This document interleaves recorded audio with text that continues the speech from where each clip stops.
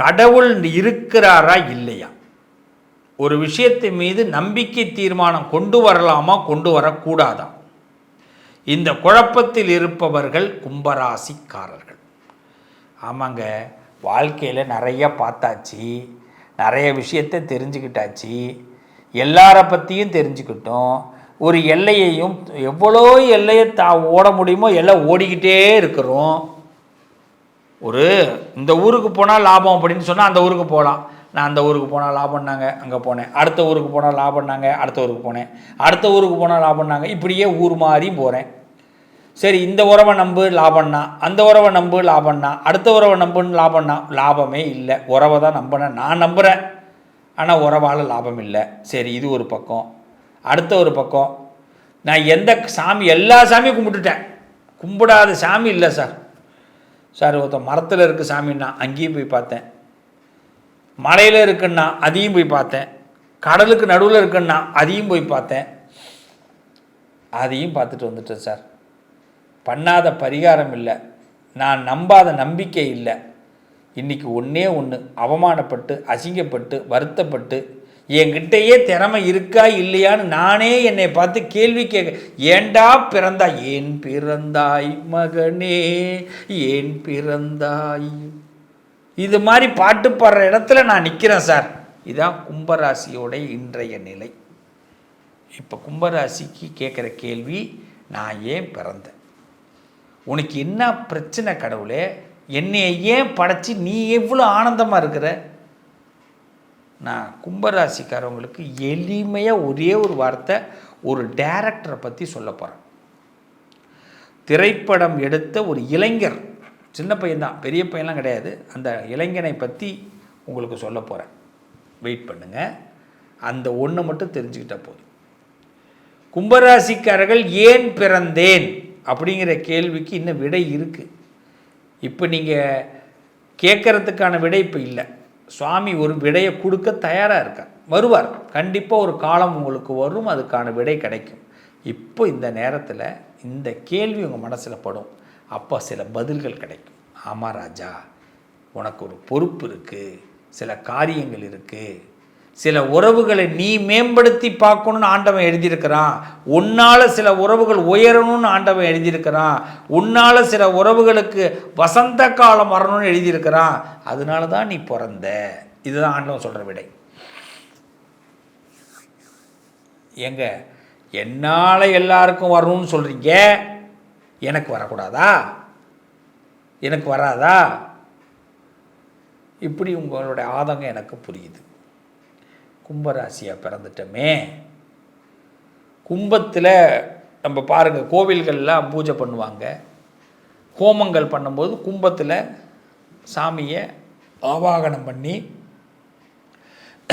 அடுத்தது அக்னியில் ஆவாகனம் பண்ணி, அக்னியில் ஆவாகனம் பண்ண சுவாமி மீண்டும் அந்த கும்பத்தில் கொண்டு போய் அதை சேர்த்து அந்த கும்ப தீர்த்தத்தை எடுத்துன்னு போய் சுவாமிக்கு அபிஷேகம் பண்ணுவாங்க. சுவாமிக்கு அபிஷேகம் பண்ணோன்னே சுவாமிக்கு அலங்காரம், நைவேத்தியம், தீபாராதனைகள் எல்லாம் நடக்கும், பிரசாதம் கொடுப்பாங்க. ஆனால் இவ்வளோ நாடி அந்த ஹோமத்தில் இருந்த அந்த பூஜையில் இருந்த அந்த கும்பம் எங்கே இருக்குன்னு போய் பாருங்கள்.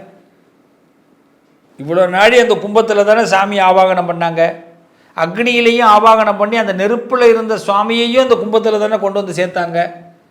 அந்த கும்பத்தை தானே எடுத்துகிட்டு கோயில் கர்ப்பகிரகம் வரைக்கும் உள்ளே போனாங்க, கர்ப்பகிரகத்தில் சுவாமிக்கு அபிஷேகம் பண்ணாங்க.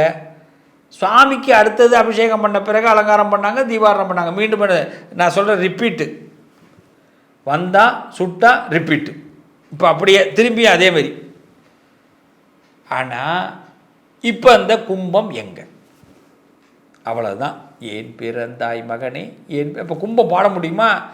என்னடா இது, நமக்குள்ளே ஆண்டவனை உள்ளே இறக்கணும், இன்னொரு அக்னியில் இருந்த ஆண்டவனை திருப்பி ரிப்பீட்டு, திருப்பி கொண்டு இறக்கினா, கோயிலெல்லாம் சுற்றி வந்தான், மேளமெல்லாம் அடித்தான், கொடையெல்லாம் முடித்தான், கர்ப்பகிரகம் வரைக்கும் உள்ளே போனையா, அப்புறமா என்னை வெளியில் தூக்கி போட்டாங்களே, என்ன காரணம்? ரொம்ப சிம்பிள். கும்பத்துக்குள்ளே இருக்கக்கூடிய திறமைக்கு தான் அங்கே மரியாதை, கும்பத்துக்கு மரியாதை இல்லை. ரொம்ப புரிஞ்சுக்கணும். உங்கள்கிட்ட இருக்கிற ஒரு திறமை, அவ்வளவுதான். என்கிட்ட ஒரு திறமை இருக்குது, என்னால் ஒருத்தன் நல்லா இருக்கிறான், இதை மட்டும் சந்தோஷமாக ஏற்றுக்குங்க கும்பராசிக்காரர்களே. எல்லா நாளும் நல்லா இருப்பீங்க. இது வருத்தத்துக்கான வேலையே கிடையாது. எத்தனையோ பேருக்கு அந்த கர்ப்பகிரகத்துக்குள்ளே போகிறதுக்கு வாய்ப்பு இல்லை. எத்தனையோ பேரை கடவுளாக நினச்சி உள்ளே இறக்கிறதுக்கு வாய்ப்பு இல்லை. கும்பத்துக்கு மட்டும்தானே வாய்ப்பு இருக்குது. நான் சொல்கிறது புரியுதா? ஆடு இருக்குது, மாடு இருக்குது, காளை இருக்குது, நண்டு இருக்குது, தேள் இருக்குது.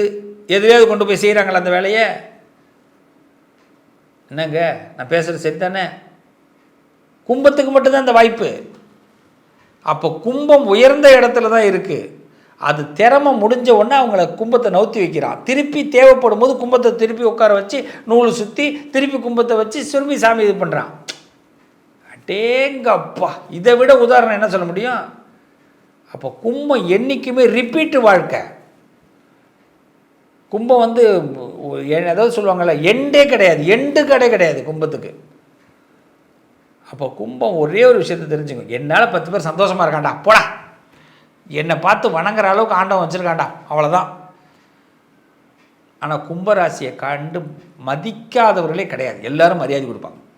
உங்களுக்கு ஒரு மரியாதை கிடைக்கும், உங்களுக்கு ஒரு மதிப்பு கிடைக்கும், உங்களுக்கு இருக்கிற திறமைக்கு தான் அது.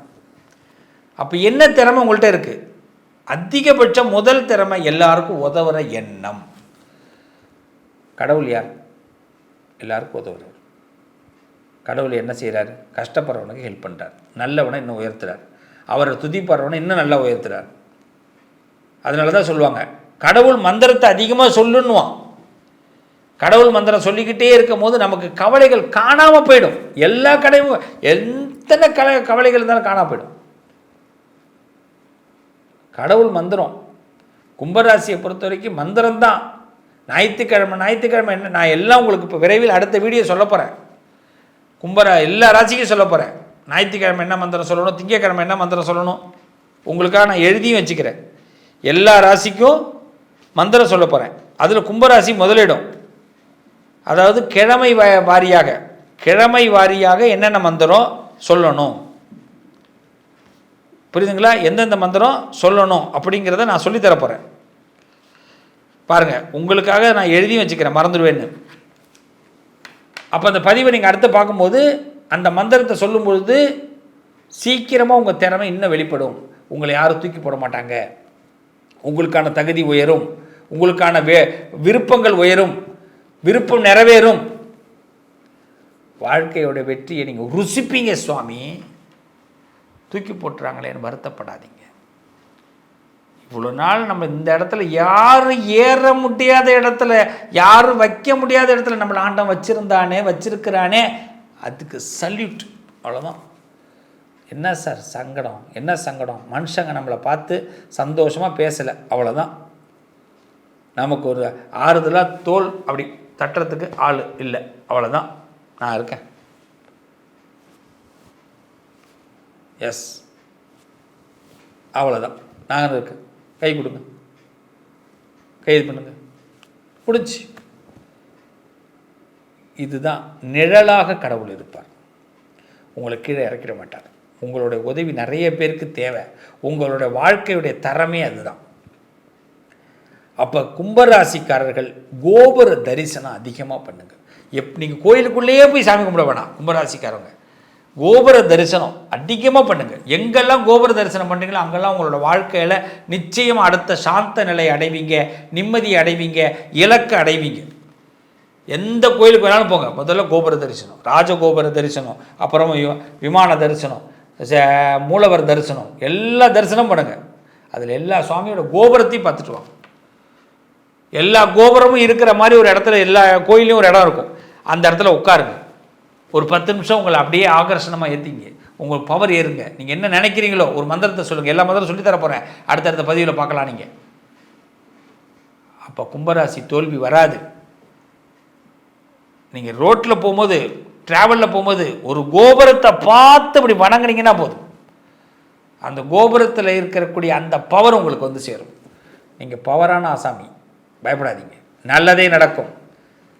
அதாவது உங்கள் ஜீவன் பிரியும் போது கூட பல பேரால் பாராட்டப்படுவீர்கள் தவிர நீங்கள் கீழே இறக்கப்பட மாட்டீர்கள்.